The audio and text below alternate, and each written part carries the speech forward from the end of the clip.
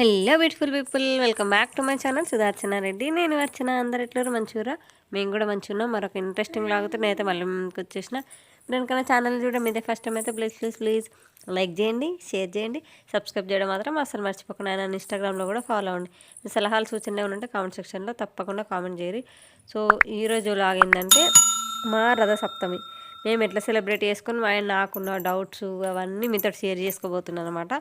రథసప్తమి గురించి అండ్ నాకు తెలిసిన విశేషాలు కూడా మీతో షేర్ చేసుకుంటా ఈ వీడియోలో.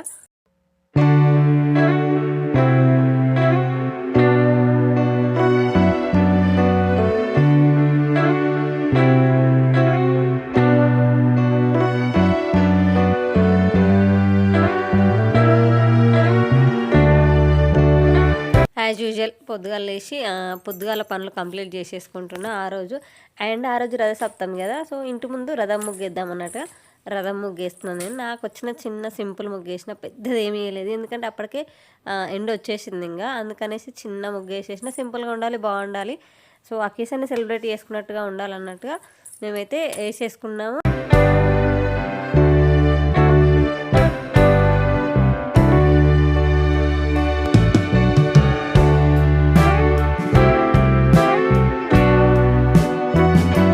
చిన్న పాపను కొద్దిసేపు ఎండలో, పొద్దున పూట ఎండ కదా, సో 7 అట్లా లేచిందామే, 7:15 అట్లా. అప్పుడు లేచి కొద్దిసేపు ఎండలో పట్టుకున్నా తనని.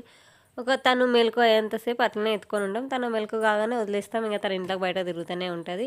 సో తనతో పాటు నాకు కూడా డి విటమిన్ దొరుకుతుంది అండ్ చాలా మంచిది. అండ్ రథసప్తమి, ఆ రోజు రథసప్తమి కాబట్టి సప్తమి రోజు ఆ రోజు సూర్యుడు ఆ రోజు తెల్లారి నుంచి, అంటే రథసప్తమి నుంచి సూర్యుని వేడిలో మార్పులు చెందుతాయట. అందుకనేసి ఆ రోజు కూడా ఇంకా అప్పటి నుంచి కొంచెం వేడి పెరుగుతూ ఉంటుంది అన్నట్టు రథసప్తమి నుంచి ఆ తర్వాత నుంచి. అండ్ ఆ రోజు పొద్దుగాల ఇంకా బ్రేక్ఫాస్ట్ ఇట్లా వేసేస్తున్నాము.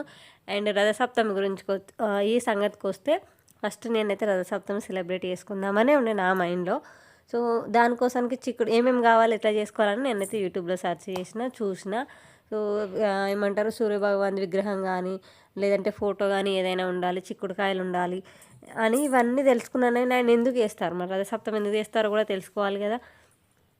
ఎందుకు చేస్తారంటే, ఆ రోజు రథసప్తమి రోజు ఆకాశంలో ఉన్న నక్షత్ర మండలం అంతా రథాకారంలో కనిపిస్తుందంట. అందుకే దీన్ని రథసప్తమి అంటారంట. ఆయన అట్లనే సూర్యభగవాన్ని పుట్టినరోజు కూడా జరుపుతారంట. ఆయనకి ఇష్టమైన రోజు అని కూడా చెప్తారు. ఇట్లా కొన్ని అండ్ ఈ రథసప్తమి రోజు వ్రతం కూడా చేసుకుంటారంట. అవన్నీ చూసిన నేను. వాటన్నిటికీ కావాల్సినవి తెచ్చుకుందాం అన్నట్టుగా మేము బయటకు వెళ్ళినాము.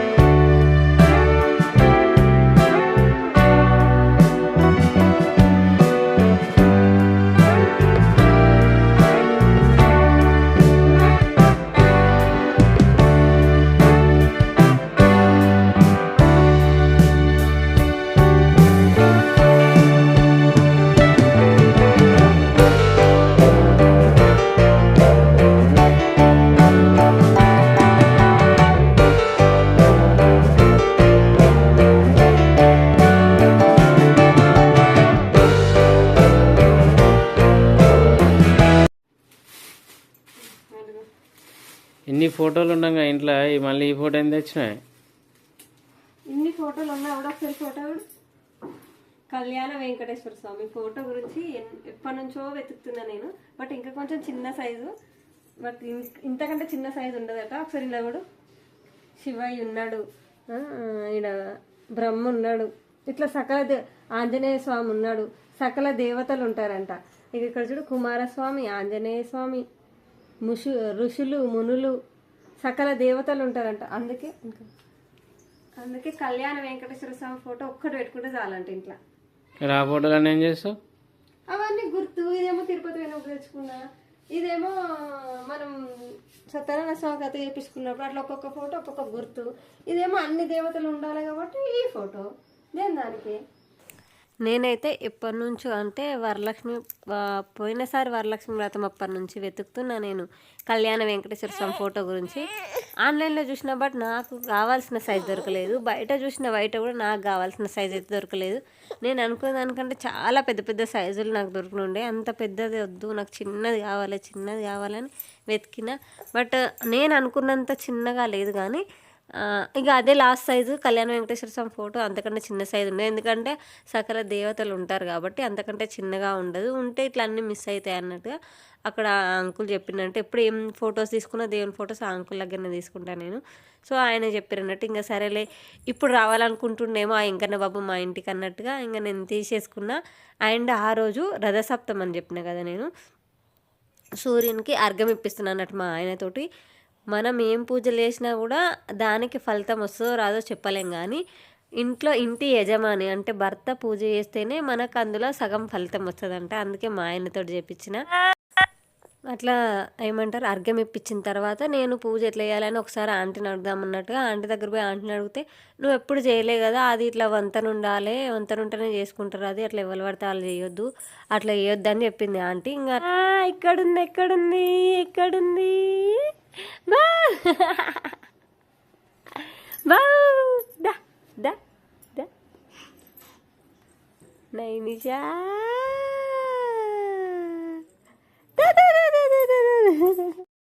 మొత్తానికి ఆ రోజు నేను రథసప్తమి పూజ అయితే చేసుకోలేదు. సో ఎందుకు చేసుకోవాలంటే అది వంశపారంపర్యంగా ఉంటేనే చేసుకోవాలి అని ఒక డౌట్ రేజ్ అయింది.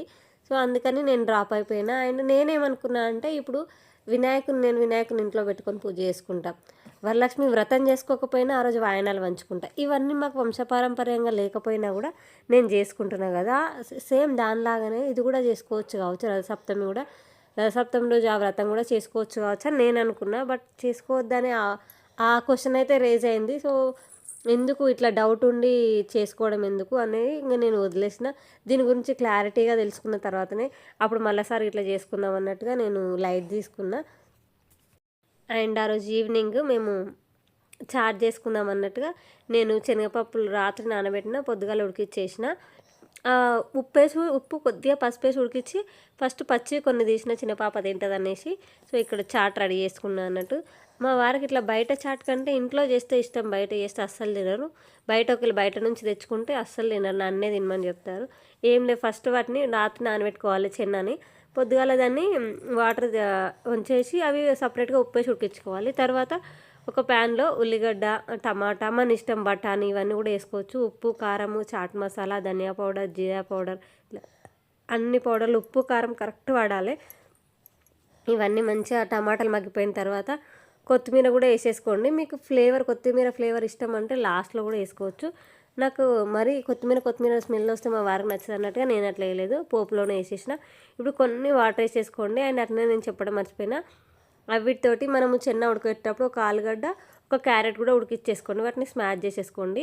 ఇప్పుడు మనకు టమాటా మగ్గిపోయిన తర్వాత కొన్ని వాటర్ పోసేసుకొని ఆ వాటర్ హీట్ అయిన తర్వాత మనం ఉడికించుకున్న ఆలు, క్యారెట్ స్మాష్ చేసుకున్న ఇందులో వేసేసుకోవాలి. అండ్ మనము చెన్న కూడా ఉడికిచ్చేసుకున్నాం కదా, అది కూడా ఇందులో వేసేసుకొని మంచిగా కలిపేసుకోవాలి. ఆ కారాలు ఇట్లా దానికి అంతా మంచిగా పట్టేసుకునేదాకా ఉడికిచ్చేసుకుంటే మన చాట్ రెడీ అయిపోతుంది.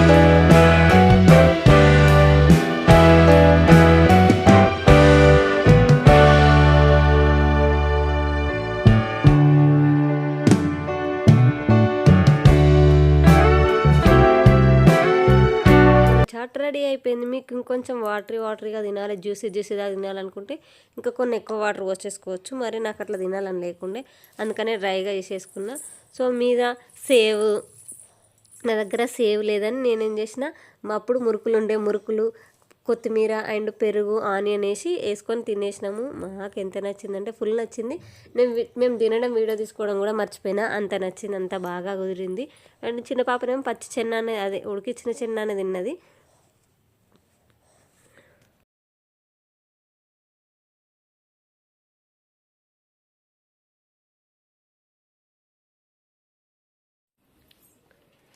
ఇప్పుడే ఆయిల్ పెట్టుకుంటున్నా హెడ్కి. చూసుకుంటే ఒకసారి చూడు నా హెయిర్ డెన్సిటీ ఎంత పెరిగిందో. బేబీ హెయిర్ గ్రోత్ అయితే చాలా ఉంది. ఇది చూసిరా, ఇది ఎప్పుడైనా హెయిర్ లీవ్ చేసుకుంటే నాకు తెలిసిపోతుంది ఎంత బాగా ఆయిల్స్ పనిచేసినాయి అనే సంగతి. చూసిరా మొత్తం బేబీ హెయిర్, ఇదంతా మొత్తం ఇక్కడైతే మొత్తం స్కాల్ఫ్ అంతా కనిపించనుండే, ఇక్కడ చూడు మొత్తం బేబీ హెయిర్ నిండిపోయింది. మొత్తం బేబీ హెయిర్ అంతా నిండిపోయింది. అయిపోయింది ఆయిల్. మళ్ళీ ఈసారి ఊరు పోయినప్పుడు 1 లీటర్ అంతా వేసేసుకొచ్చుకోవాలి. మంచి 5-6 నెలల దాకా పెట్టుకోవచ్చు మంచిగా. నాకైతే చాలా మంచి రిజల్ట్స్ వచ్చినాయి మందారం హెయిర్ ఆయిల్ వాడిన తర్వాత. మీరు ఎవరైనా ట్రై చేసిర్రా? ట్రై చేస్తే ఖచ్చితంగా కామెంట్ చేయరు. నాకు కామెంట్ చేసి మర్చిపోతున్నట్టు, మీరు మర్చిపోకూరు, కామెంట్ చేయర్రి, ఏదో ఒకటి కామెంట్ చేయర్రి. మీకు వర్కౌట్ అయిందా కాలేదా, ఇంకేమైనా నాకు సజెస్ట్ చేయాలనుకుంటున్నా కూడా కామెంట్ చేయర్రి. అండ్ హెయిర్ వెరీ మొత్తం ఇందాక కావాలంటే ఏం చేయాలో నాకు ఏం చెప్పకరు, ఎందుకంటే నాకు తెలుసు హెయిర్ లాంగ్గా ఉందా లేదా సంగతి పక్కకు పెడితే అది హెల్దీ హెయిరా కాదా అనేది ముఖ్యము. స్ప్లిట్ ఎండ్స్ లేకుండా, డాండ్రఫ్ లేకుండా, స్ట్రాంగ్గా హెయిర్ ఫాల్ ఎక్కువ లేకుండా ఉంటే అది హెల్దీ హెయిరే. సో నాది హెల్దీ హెయిర్ అనే నేను ఫీల్ అవుతున్నా. బట్ దానికి దగ్గర కేర్ అయితే కంపల్సరీ తీసుకుంటాను నేను హెయిర్ కోసానికి. ఎందుకంటే ఫస్ట్ నుంచి నాది లాంగ్ హెయిర్, ఖచ్చితంగా కట్ చేసుకున్నా పెరుగుతుందని నమ్మకంతో నేను అప్పుడు మా సమీక్ష అప్పుడు గుండు చేయించుకుని, పెరగదని తెలిస్తే ఎవరు గుండు చేయించుకోం కదా, సో పెరుగుతాయని నమ్మకంతో చేంజ్ చేసుకున్నాను అనమాట.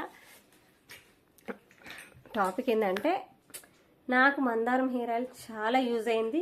చూడరా రిజల్ట్ మీ కళ్ళ ముందే ఉంది. చూసిరా బేబీ హెయిర్ అయితే నేను మొన్న నేను రెడీ చేసుకున్న హెయిర్ ఆయిల్ వల్ల hair growth and split ends ఇవన్నీ పోయినాయి. అండ్ హెయిర్ ఇష్యూస్ అంటే హెయిర్ ప్రాబ్లమ్స్ అన్నీ సాల్వ్ అయిపోయినాయి, సార్ట్ అయిపోయినాయి. సో సూర్యభగవాన్ ఆ రోజు రథసప్తం పూజ చేసుకోకపోయినా కూడా సూర్యునికి అర్ఘ్యం వదిలి మనం ఆదిత్య స్తోత్రం కానీ సూర్యభగవాన్ని 108 నామాలు కానీ చదువుకున్నా కూడా మంచి ఫలితం ఉంటుందంట. అండ్ ఆరోగ్యము, బుద్ధి, జ్ఞానము ఇవన్నీ కలుగుతాయంట మనకి. సో పిల్లలతో అయితే చేపియాలనంట. ఆదిత్య హృదయం అయితే పిల్లలతో చదివిపిస్తే మంచి ఫలితం ఉంటుందంట. అంటే వాళ్ళలో మార్పులు ఉంటాయి అండ్ జ్ఞానం కలుగుతుందంట పిల్లలకి. సో ఈసారి ట్రై చేద్దాం ఖచ్చితంగా. మళ్ళీసారి వరకు తెలుసుకొని మనం కూడా రథసప్తమి పూజ చేసుకుందాము. So that's it for the video. వీడియోలో మళ్ళీ కలుసుకుందాము. అప్పటిదాకా చూస్తూనే ఉండరు. సుధార్చన రెడ్డి, నేను అర్చన.